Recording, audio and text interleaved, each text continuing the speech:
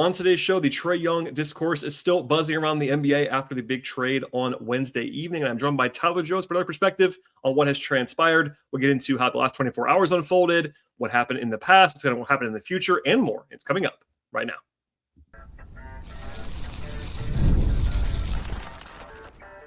You are Locked On Hawks, your daily Atlanta Hawks podcast, part of the Locked On Podcast Network. Your team every day. Hello, friends. Welcome to episode 2140 of the Locked On Hawks podcast, part of the Locked On Podcast Network, now the number one sports podcast network. I'm your host, Brad Rowland, coming to you on a Thursday evening. It's no longer an emergency, but it's a big story, and we're breaking out the big guns. I'm doing an intro with this man already on the screen if you're watching on YouTube. Tyler Jones is here.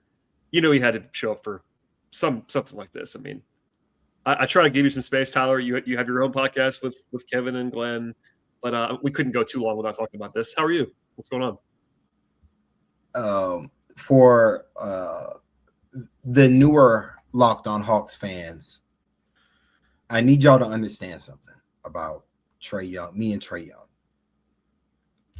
I was in the trenches before Trae Young when they traded for him on draft night. After I was like, Brad, you remember this? Because before, you gotta understand when me and Brad, when I first started doing Locked On stuff with Brad a little bit, it was about that draft class. Because I was like, yo, Luka. Yep. Guess what? I was wrong. Should have been Shai Gilgeous-Alexander, but maybe that's a talk for another day. But anyway, I was Luka all day. I was like, hey man, this dude's James Harden 2.0, all that good stuff. My heart sunk when the reports were coming out that the Hawks were going to trade him for Trae Young. And I was like, I get it. You know, I was like, okay, maybe they get value. They didn't get enough value for it because, you know, and then of course, Luka immediately becomes an MVP caliber player. But like, I believed in Trae Young talent from day one. Saw it at Summer League. I was like, oh, this passing, this basketball IQ at the point guard position, like this is special. He's gonna be a special basketball player. And like I wrote it out with him through thick and thin during his peak years when he was getting the arrows fired at him from from national media members who really didn't respect how good you have to be at that size to be that effective. Like yep. Just no respect for the craft that Trey was doing, the showmanship, the primarily because and you know, to be a little bit fair to them, primarily because like Trey was a bit of an asshole back then. Like we can say that. Like he was kind of a jerk. But also I think more than that, I just think he was a little bit more antisocial. I think John Hollinger actually had a great comp for it. He was like he had tennis. He was more of a tennis player as a basketball player. And I think that's fair. Like for all the criticism Trey got, I do think, especially early in his career, that's fair. It's not necessarily to say what he was doing wasn't winning basketball, but it's just more like he was more insular, you know, during his peak years. And I think that hurt him in ways that's a little bit unfortunate because to me, it's like he got dinged for not being a great speaker when he was young. And two, his play style being so antithetical to what a lot of people believe what basketball could be. And like I really appreciate that Trae Young offered a different element to the sport. It's so frustrating that people are like, well, everybody's playing like this. I'm like, nobody is playing like Trae Young. Nobody. There was not. I've never seen a single basketball player play the cerebral game that he played at his size. It was unreal to watch on a game-to-game basis, and I'm going to miss that. That said, all that aside, I fully get the Hawks trading him in basically what amounts to a salary dump, though I will say, like, the talents the Hawks got back will help them immensely, more than Trae Young would this season, primarily because I don't know if Trae Young's going to be healthy for any part of this season. Like, I just don't think. I think this knee injury is a little bit more serious than I think he realized and the team realized. And I don't, as an older player, I could totally see him not, playing maybe 10 to 15 more games this season and then shutting it down. Like, even if the Wizards weren't quote unquote tanking or whatever, I just don't. I think the fact that he had a re-aggravation, a quote unquote quad injury on the same leg is very telling that something is a lot more structurally wrong than what maybe the MRIs and the X-rays are showing right now. And I didn't like, because we saw it in his play. Like, offensively, it was good, but it wasn't the dominance that we're used to on offense. Combined with the defense was the worst it's ever been. Now, it was bad. It was honestly bad even before the injury, but it got worse somehow. And I thought, and I think Kevin on ATL on 29, my co-host, he constantly brought up that he didn't think Trey was healthy. Watching him, like, he just could provide no resistance to any ball handler. Like this, like, even Trey at his worst was able to, like, bother guys at the top of the floor. Like, he literally could use his quickness to bother you. He had none of that. And so to me, I'm like, this is a diminished player at his size. I don't think this is like, to me, I'm like, I don't think he's going to help this year, combined with the Hawks clearly didn't want to sign him going forward. Like, I think over the summer, it was made quite clear Ansi didn't offer him a contract extension, apparently. Like, he didn't. Yeah. It wasn't on the table. I think Ansi was like, we're going to take it to the season and then figure it out from there.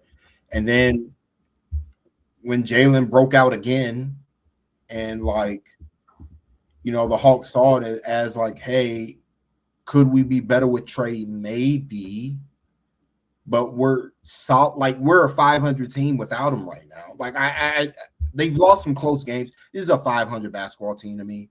And I think the Hawks made the decision or be like, okay, if we're 500 with Trey or without Trey, because I think that 7-game losing streak that the Hawks had, more than just even a lack of a backup center, really exposed the lack of physical on the basketball team. I'll talk about this on Hard Knocks Hawks as well and on ATL 29. Like, they need more just physical, athletic talent on the roster, which they'll be able to get in this upcoming draft. And so, like, and I think the Hawks recognize that, because they're like, all right, man, we're like, Quinn was riding out with his, like, he was playing heavy starters together, heavy minutes, and then going to all bench lineups, trying to, like, piece it together for stretches and just getting the door. And those bench units was getting the doors blown off. And everybody's like, why isn't Quinn staggering a little bit more? And I think that's fair. But I also think Quinn was like, we're at a talent deficit right now. I got to ride out with my best guys, hope they can keep, extend leads, maintain leads, and then have the bench kind of be a staunch unit with shooting and hope for the best. And I think if the coin, like, if they had better luck in late game situations, maybe it would have flipped in their favor. So that's kind of where the Hawks are right now. Like, they're a little below water than what they should be. But I just think over the course of this season, especially without KP, unfortunately, the real lack of size is still a concern with the team. And the Hawks were like, okay, if we're going to address this problem, it's better for us to not be spending $50 million on somebody who's not an all NBA caliber guard. And so, like, I think the Hawks made that decision, and they decided them and Trey as well. Trey, on Trey's side, he's like, I'm going somewhere that's going to pay me as much money as possible, where I'll get a good role and reacquire my value, because the Hawks were kind of, I don't know if you guys have noticed, the last couple of seasons, the Hawks were pivoting away from pick and roll offense. We made us hope. Me and ATL 29 made a whole stink about that even 2 years ago when Quinn was hired. in Quinn's first year where we're talking about, man, we're not running the stuff that Trey's really good at. And because Quinn doesn't want them to play that way anymore. And I think that's fair. That's Quinn's prerogative, that, and I think it's led to growth in Jalen's game in particular, the Hawks moving away from that brand of basketball into more what Jalen could be good at, which is the read and react offense that they run through their bigs and through him. I just think it's the natural progression of the team. So, like, it's a tough situation as a fan. I get it, but as like if you think about it with it, like, honestly, it's a bittersweet in this way, because I see the real upside of this move to not just like wait for Trey's value to devolve for more, because I didn't see Trey get into a role that would have, been where they could have traded him for positive value. Like, I saw no scenario, primarily because the basketball player from 2021, 2022, and a little bit from 2023 just not there anymore. Like, he's just not there anymore. And I think the Hawks have to accepted that. Honestly, they accepted that a lot sooner than a lot of fans realize. And they've been looking to pivot ever since. I mean, part of why they got Quinn was to pivot away from Trae Young offense. So that's kind of where I'm at right now. It's bittersweet, but like I do think it's the best outcome for both parties. Let's be real. Managing your finances can be a little bit overwhelming at times, between subscriptions they actually just forgot about, or just bills that keep piling up, or just trying to figure out where actually your money's going to be going each and every week and every month. It's easy sometimes to actually feel like you're losing control of your finances. And honestly, who has time to track all the transactions and hunt down hidden fees? And that's where Rocket Money comes in to help. Rocket Money is a personal finance app that helps you take control of your finances. It finds and cancels your unwanted subscriptions, monitors your spending, helps you lower your bills so you can actually grow your savings at the same time. And Rocket Money has already saved me a lot of money at times in finding some subscriptions and actually having me cancel them easily right in the app with just a few taps of my screen. They also have an absolute game changer when it comes to automatic transaction categorization that lets me see where my money is actually going to go each and every month. Budgets can be set and goals can be set. Get insights when actually personalized to you, and also have access to real-time alerts for transactions, for bills to pay, for balances that are getting low, and much more. And Rocket Money is even letting you consolidate your checking, your savings, your loans, and investments into a single dashboard to give you the clearest picture possible of your finances. You can let Rocket Money help you out by reaching your financial goals and doing it faster. And you can join now at rocketmoney.com/lockedon. The place to go is rocketmoney.com/lockedon. One more time, the URL is rocketmoney.com/lockedon. This episode is sponsored by Betterhelp. As we roll into the new year, there's a lot of pressure to chase a new you. But sometimes it's not just about reinventing yourself. It's a little bit about feeling a little bit less weighed down. Therapy can help you understand what's holding you back by giving you an outside perspective on your emotions, your motivations, and your relationships. And that's why BetterHelp can be such a helpful place to start. BetterHelp therapists are fully licensed in the U.S. and they work under a strict code of conduct to help you match with a therapist based on your needs and your preferences, so you're not doing all that legwork on your own. And if the match is not right for you or being the right fit, you can switch to another therapist from their tailored recommendations at any time. BetterHelp has served over 5 million people with more than 30,000 therapists. And live sessions average a 4.9 out of 5 rating across more than 1.7 million client reviews. BetterHelp makes it easy to get matched online with a qualified therapist. You can sign up right now and get 10% off at betterhelp.com/lockedonnba. That's BetterHelp, betterhelp.com/lockedonnba.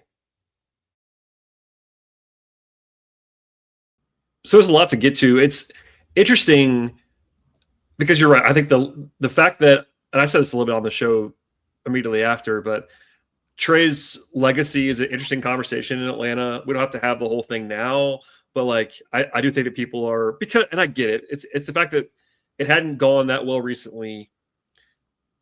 As you well know, in these streets online, his approval rating has never been lower in Atlanta than it had been the last few months.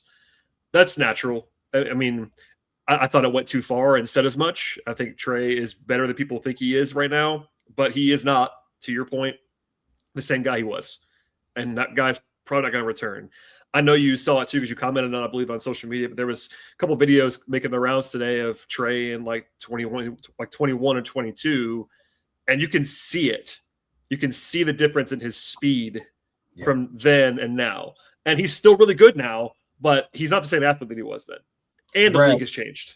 the most telling stat, and this happened before, like during, I think it was day one media day. Quinn Snyder pointed out that, hey, Trae Young has the highest pickup point in the league. Every team picks him up the floor. Everyone. Yep. And I remember, and everyone's like, oh man, that's, that speaks to how Trae's so dangerous and from as a shooter, all that good stuff. I looked at that and said, back in the day, if you were trying to press up on Trae Young, you were going to get your team into foul trouble because he was going to go right by you. It was going to be, he was going to grab the ball, go literally right by you, and you weren't going to be able to keep up with him, so you were going to foul him. Like, pressing up on Trae, putting bigger basketball players on Trae used to be a death sentence. It used to be, if you put a big wing on Trae, it was over for your team. Trae Young was cooking prime Ben Simmons at the top of the key. I'm talking about the Ben Simmons before the backs, before the BS, before the nonsense, even before that playoff series. Trae Young used to work anybody. Drew Holiday in his prime, cook him. Like, there was nobody in the NBA who could stay in front of Trae Young through his sheer speed and athleticism. And he leveraged that speed and athleticism with his elite skill level to be a dominant NBA player. Dominant player in this league. I considered him during that stretch to be the best point guard in the NBA. I hear Steph Curry. I hear Luka. I hear all that. No, not to me. Because Trae was just that dynamic offensively, that dominant offensively. 30 and 10. It was like 30 and 11. Full season on elite efficiency. Like, I mean, he could not be stopped. And then they traded for DeJounte Murray. Yeah, I did a little bit of that today. It's funny. His fault. Well, partially his fault. Yeah. 100%. Because guess what? The Hawks had it. There was a deal with Derek White in hand. And then all of a sudden, there's, we're going to do this in the offseason because we want DeJounte Murray. There was a deal for Derek White in hand. I was crying about this. I know. For years that the Hawks had. The Hawks had Boston Celtics.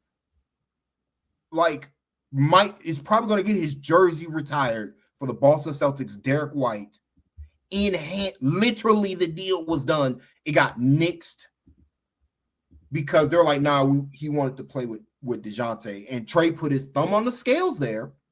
And like here's the code calculus that Hawks fans have to understand. Trae has absolutely become a better player, a better person, a better teammate, and just more confident in his own voice. That has been without question during these last couple seasons. However, people do not forget. And when you make the cold calculus of putting your thumb on the scales against the basketball ops at the time to, hey, we're going to do this deal because I want to play with this guy, and it blows up in your face like this, the Hawks have every right to be like, all right,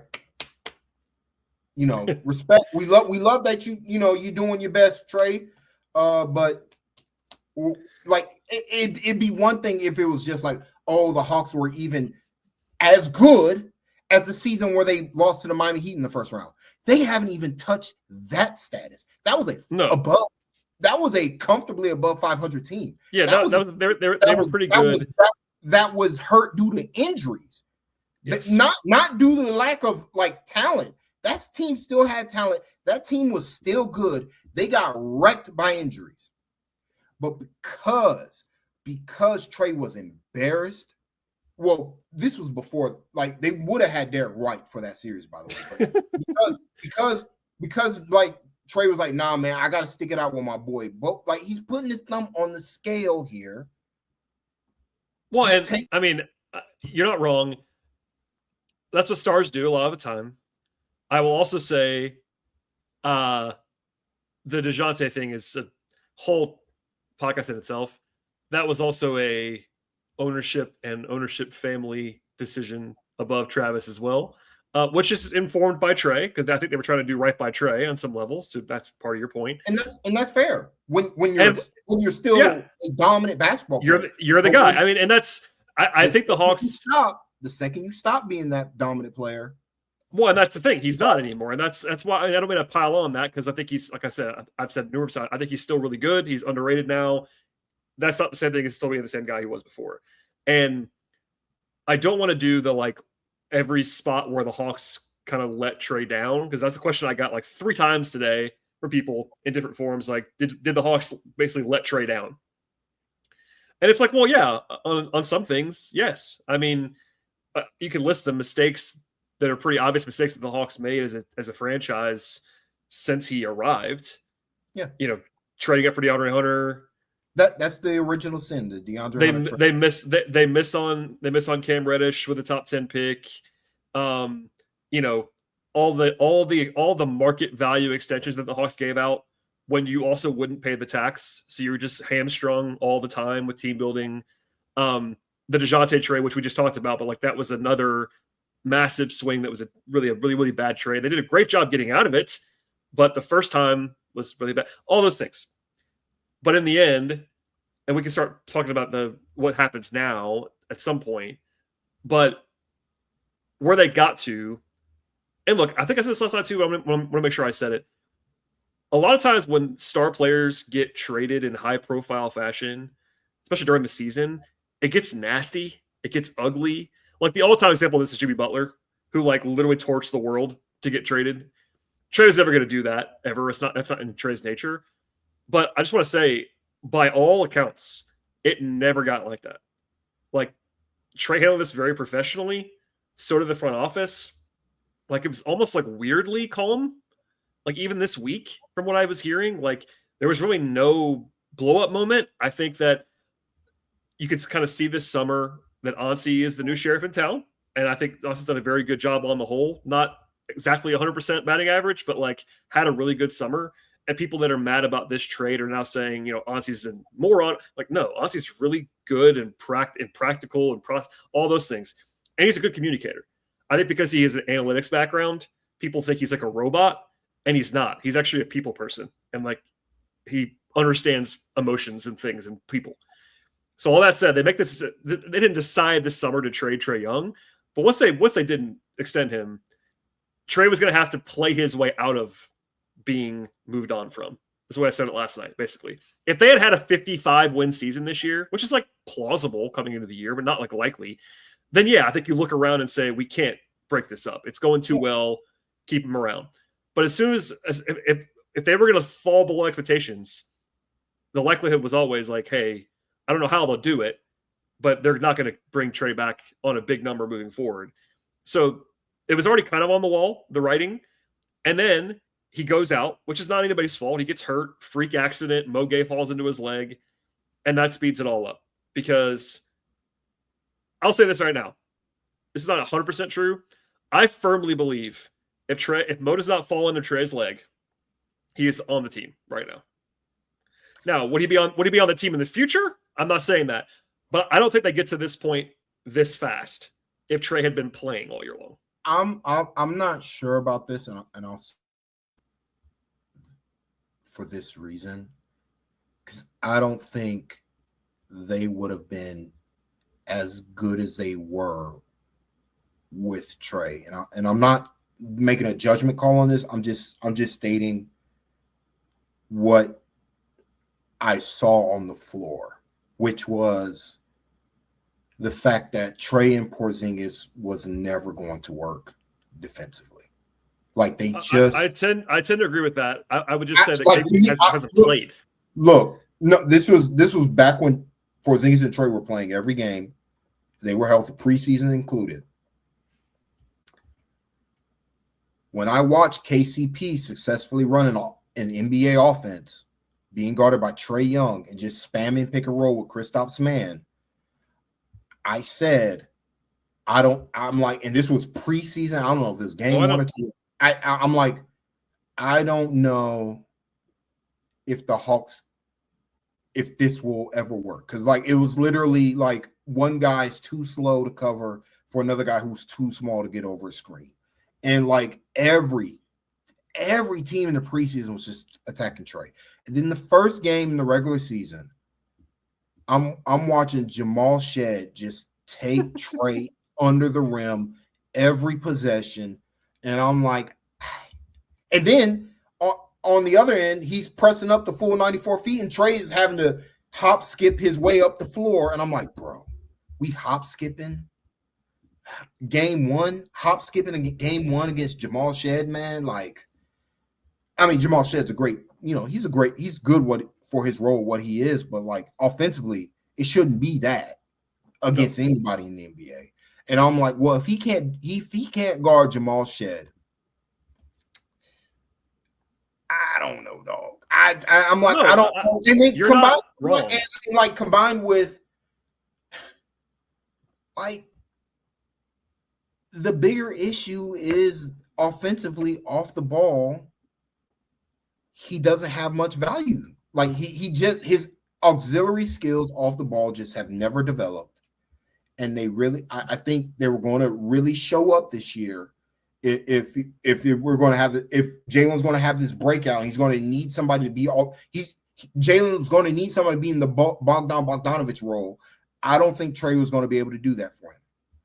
Combined with, I think Dyson Daniels was really going to struggle, especially with the lack of shooting you've seen from Dyson. He was really going to struggle with Dyson off the ball, and every team just putting two on the ball with Trey on Dyson. Man, I was like, I don't like it. Brad, how many times I was like, I don't like every game with Trey and Dyson on the floor. I'm like, I don't like any of this. This is never going to work. It didn't matter that the Hawks were getting elite shooting from Onyeka and KP. I was like, this is never going to work. This is putting the worst instincts of both players on display every game on offense.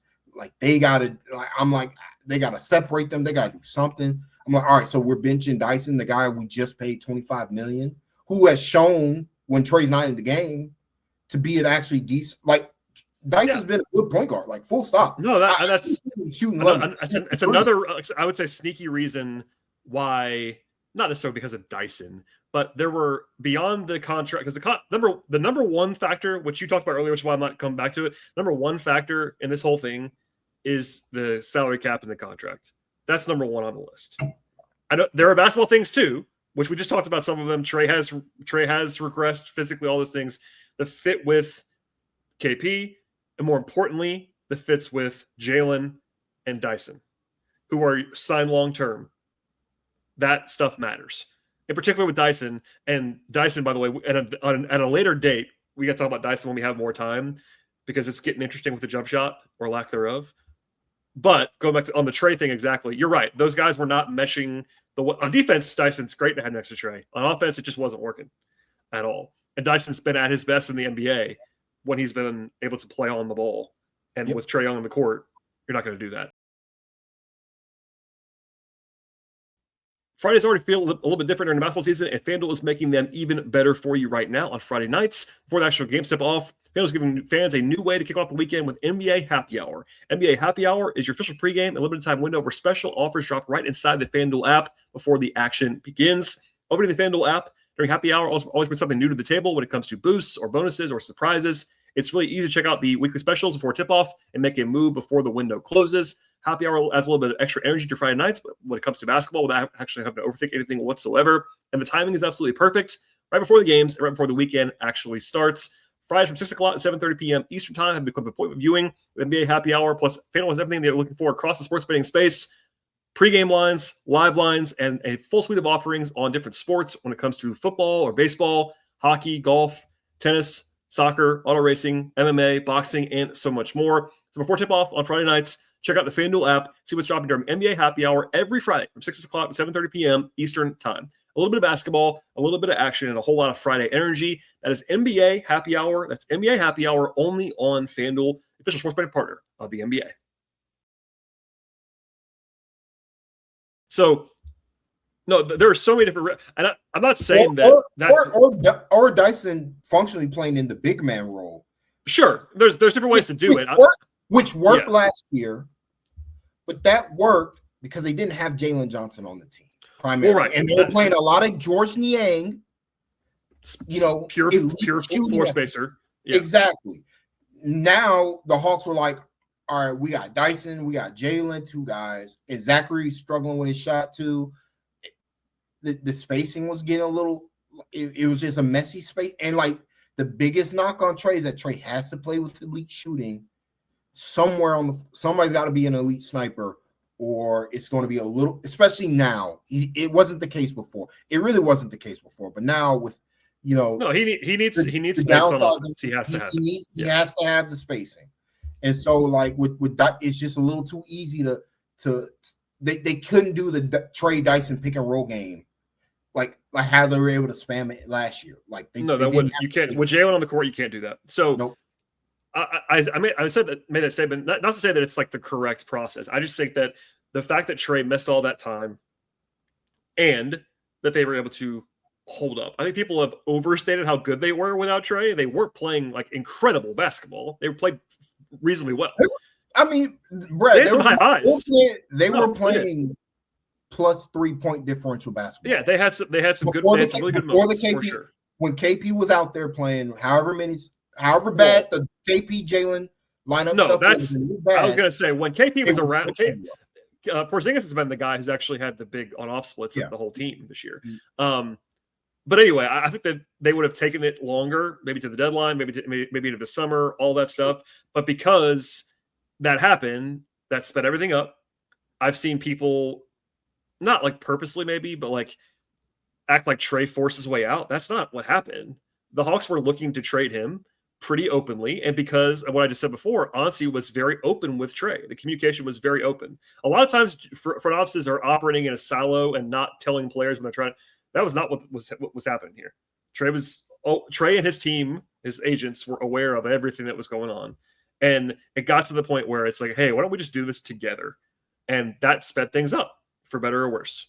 So it's just interesting how we got here. We don't have to talk about all of this stuff anymore. We agree 100% on the fact that it was a heck of a run.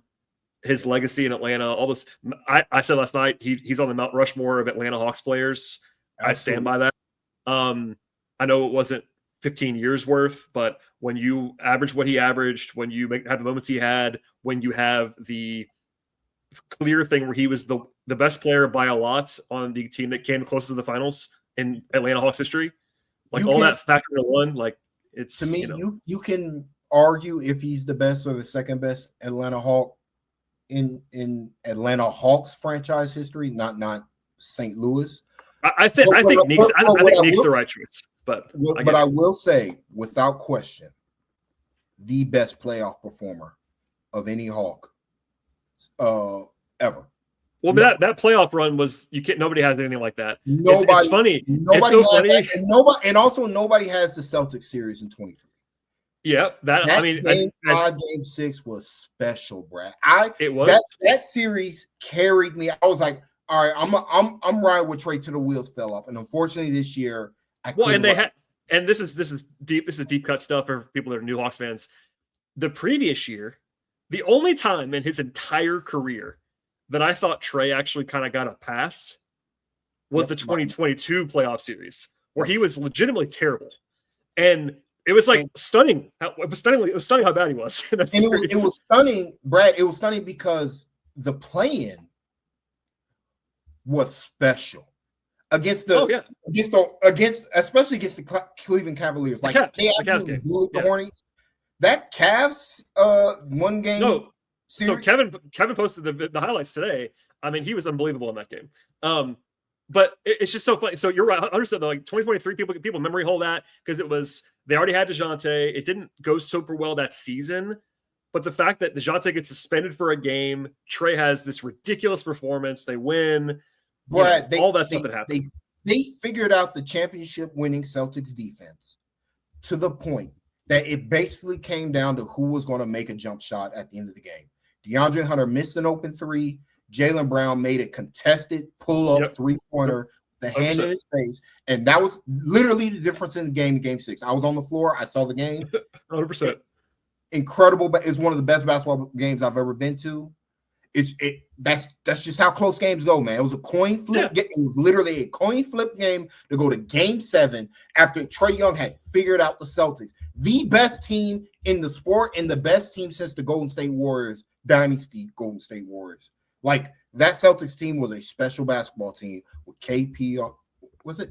Yeah, it was KP, Al Horford, Drew Holiday. No, or maybe that was the year before. Yeah. I mean, they were still an elite team. They still had Brogdon and Grant Williams and Robert Williams. Right, they were loaded though. There was a 60-win team. They were still a 60-win loaded digit point differential basketball team. They got even better the year after because they that's right. The Jason Tatum got hurt in the against the Heat and the Heat. But still like they were like and the Hawks felt like, hey, we can play with these dudes if we're not in the play-in.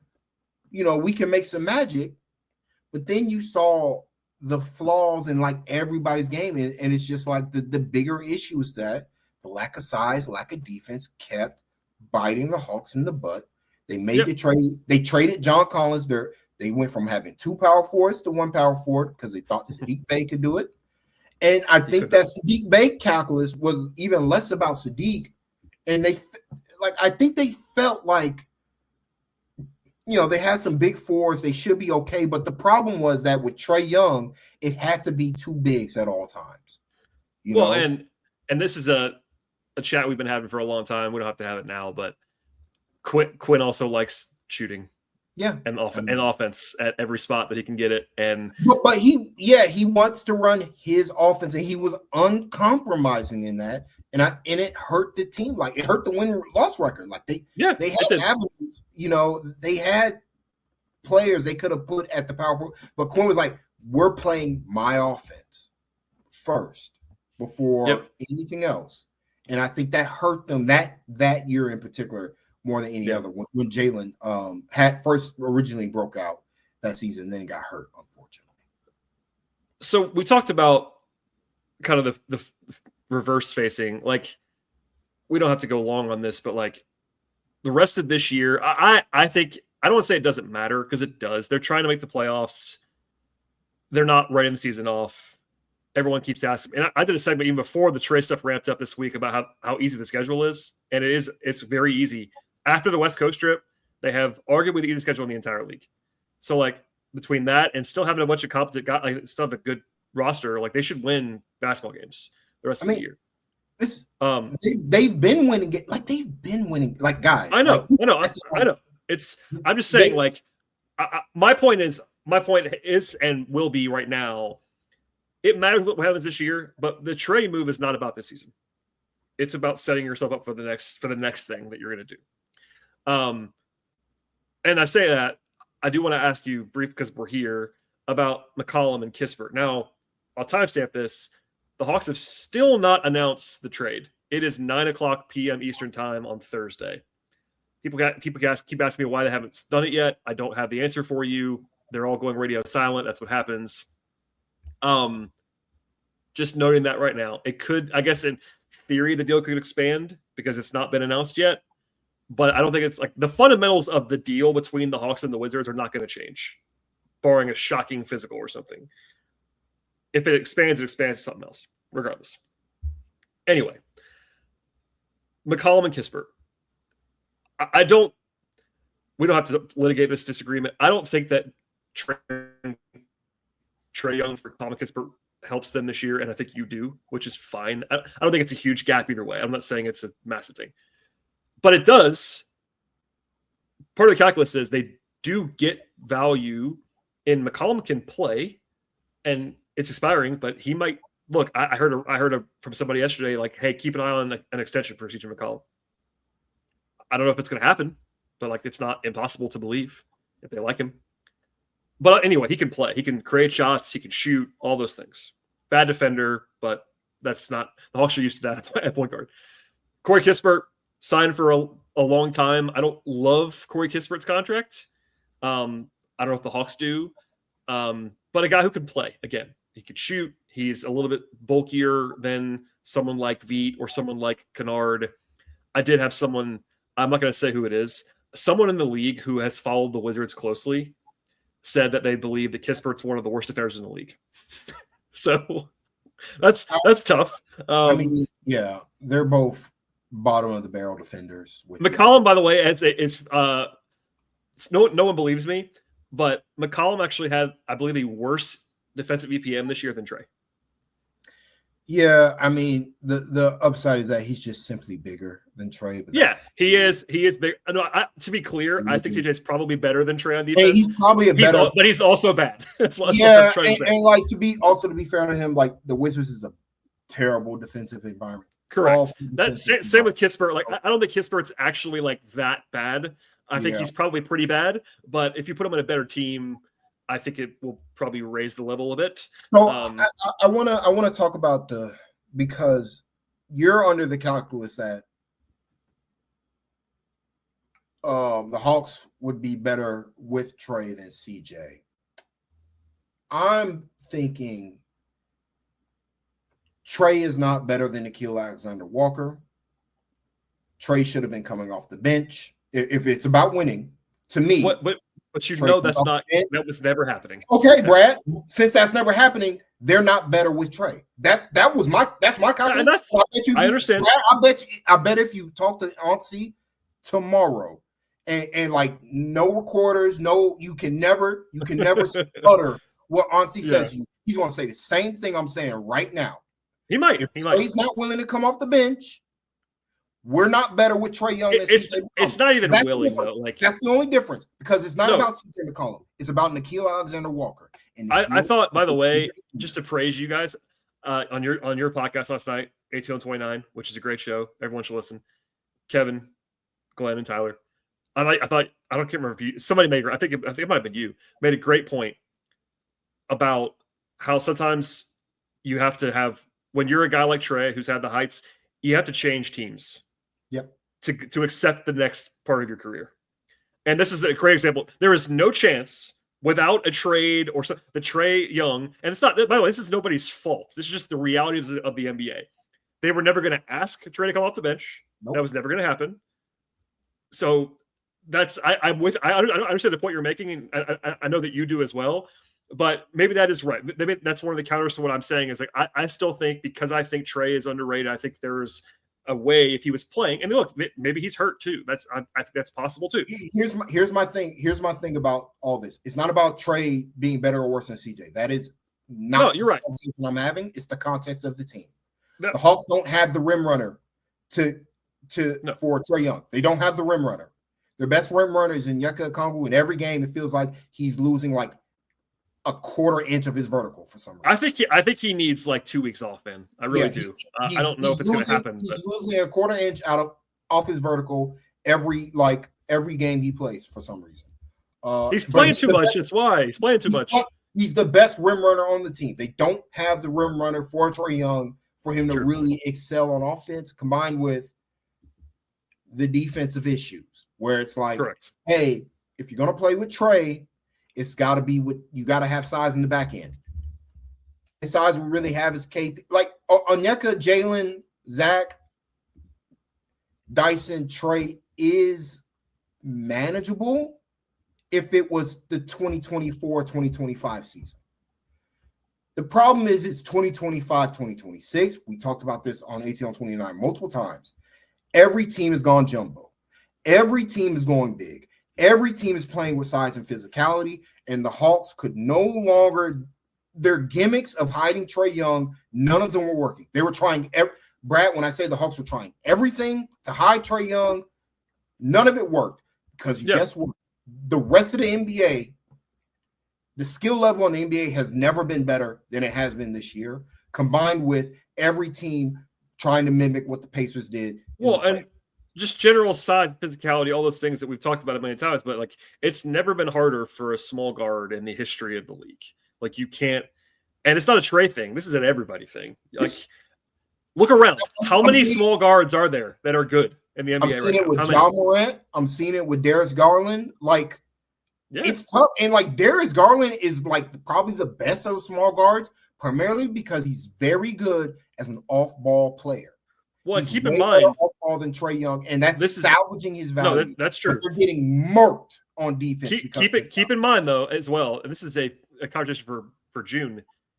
If the Hawks get the 5th pick in the draft or something instead of the top 3 pick, and they're looking at guards, I'm going to be banging the table to not take a small guard.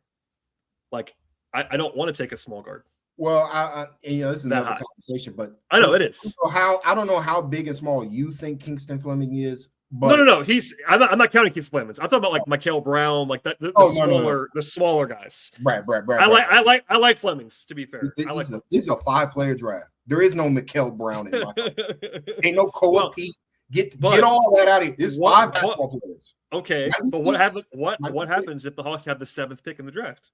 Well, I mean, possible. Guess what? Then you gotta. We'll talk about that later. He's a good player. We talk about that. There's good players. No. So anyway, I look forward to seeing what it looks like. I mean, look, they're adding two guys for one as well. So your depth is better. Yeah, not in an ideal way because Kispert kind of overlaps pretty heavily with Veet. Quinn's got to choose one. That's what I was saying last night. One of the classic whites. He's got to choose one. It can't be all three. It can't be all 3 brands. I agree with that. I agree. No, there aren't enough minutes. Got to choose Kispert. I laid it out. Like if you're assuming everybody's available that night, you're obviously playing Dyson, Nikhil, Zach, and CJ. That's 4 in every game. Then you can't play all 3 of Krejci, Kennard, and Kispert. That's 7 perimeter guys. You're not doing that. No one does that. So, like, I don't know which one it's going to be. Maybe it's Kennard because Kennard's the one they're not invested in long term. Kennard's on an expiring contract. By the way, I said this 3 weeks ago before any of the Trey stuff that Luke was the most likely guy to be traded on the whole roster. Obviously, Trey got traded, but Luke is still the most likely guy to be traded on the whole roster because it's a middling expiring contract. But here's the thing. Luke Kennard's playing the best out of all 3 of those guys. I know he's playing great the last. I've been banging the drum. He's been playing great for 2 weeks now. Great. Like I don't know what Quinn's going to do. He's probably going to give all 3 of them a chance. He's going to give all 3 of them a chance. He's going to play all 3, and I'm going to be like, Quinn, can we be serious? Are we trying to win games? I do think with Kispert it'll be interesting because, again, like one of the reasons I didn't love the trade, didn't kill it either, is that Kispert money is not necessarily it's not a lot of money, but it's a meaningful amount of money. It's an 8-figure contract for 3 more seasons after this. It's a terrible deal. It's a terrible deal. Like he's not good. I think that they were asked to take Corey Kispert as the payment for taking Trae Young. The Hawks were like, all right, we'll take Kispert in the deal so as to not embarrass Trey. Like that. I think that's to not send a pick out, basically. And Kispert can play. It's not that he's not a bad player. Those players don't go. They don't need Kispert. If anything, they just need to play Zach more. Like they need to play I agree strongly. Zach and Mo more, and they need to live with the results on offense. Like last thing before we go, because we're going to run out of time. The last 6 quarters of Ricochet has been extremely encouraging. Yeah, he embraced NBA basketball instead of the Euro game. He got 5 fouls in that game on Monday, and that was the light came. 5 fouls, and then he remembered you can just play with physicality and effort. And I don't care that. And also, I don't know where he learned how to. He had actually been doing a lot of auxiliary stuff even before that breakout. Like I agree. It kind of came together. It kind of came together in that second half against the Raptors where he was putting all the pieces together, and also he was making his jump shots. I mean, that's kind of the reality. So like that helps as well. But I think it's more about him and like being like, all right, man, who cares if they call a foul or not? And I think I think that's helped combined with he's been a much better rebounder, like just much better. Yeah. Like I'm like he's high pointing the basketball now. I'm like, all right, this is what a wing's got to do to be an elite player in this league. He's got to be an all-rounder, and I think he's getting there. He's playing very well. I get fans being angry about him, but he was putting the pieces together before those 6 quarters. By the way, that's all I'm saying. No, I agree with you. He's also 20 years old. Everybody should take a big deep breath. I get it. They, I get that judge, you'd rather have Kessel. They judge him by the Cooper Flag standard, and I'm like, okay, guys, like, how many times do I have to see the same graphic that lists all the number one picks with Ricochet in the middle and to clown Zach as if that's his fault in some way? Yeah, somebody who wasn't as good as a prospect as Trae Young. Like, have they forgotten how bad Trey looked as a 20-year-old? By the way, that's true. Trey was pretty bad for a lot of his rookie season. All right, Tyler. Well, thank you for doing this. We will cover more ground the next time we talk. It won't be so urgent as to like have to do one topic, but this is one where it's like, as soon as this happens, like we got a podcast. I was glad you guys potted last night. I wish you could have seen me and Kevin when the news broke, because I'm sitting next to Kevin at the game like I always do. And we were laughing with each other about how little we were watching the game for the rest of the game. Because normally I'm dialed in. You guys, people listen to podcasts know, like, I have a million notes about everything. I'm dialed in. Kevin and I were like, what's going on in the court? Like, we're like laughing. We're laughing like nobody's watching the game anymore. It's just one of those weird nights at the office. But listen to ATL on 29. Anything else you want to plug? I'm sure you got recommendations or something. Yeah, new season of Free Rent and Jujutsu Kaisen is out. So I think they're coming out in the next couple of days. So anime is going to be great. But I've been on a leftist kick, and if you want to know more about that, you can follow me on Blue Sky. there you go. A strong follow. I appreciate. I do make fun of you for your in-game posts, which are often of the high and low variety, but I do enjoy them. It's very fun for me. So, and you look, I said this today, not just because you're on the podcast, but like the fact that you, Kevin, and Glenn watch a lot of Hawks basketball, it makes the show very, very good. I think people that want to know what's going on would be well off listening to ATL 29 because and side note, if you want to know what's going to happen next, listen to Glenn Willis, because he kind of couches his conversations. But if you read between the lines of what Glenn is saying, I'll leave it at that. So Glenn knows things. Glenn and I text a lot. Things happen. I'll leave it there. Tyler, thank you so much for doing this. I appreciate it. People should be following your work across the board, even if he lets you anyway, on Twitter, where he rarely tweets anymore. Anyway, but as for this show, please subscribe to Locked On Hawks. We'll have a podcast after, at least at the very least, after Hawks Nuggets on Friday, because the Hawks again have more basketball games to play. They're going on the road facing the Jokic-less Nuggets on Friday. So stay tuned, subscribe. We'll see y'all next time.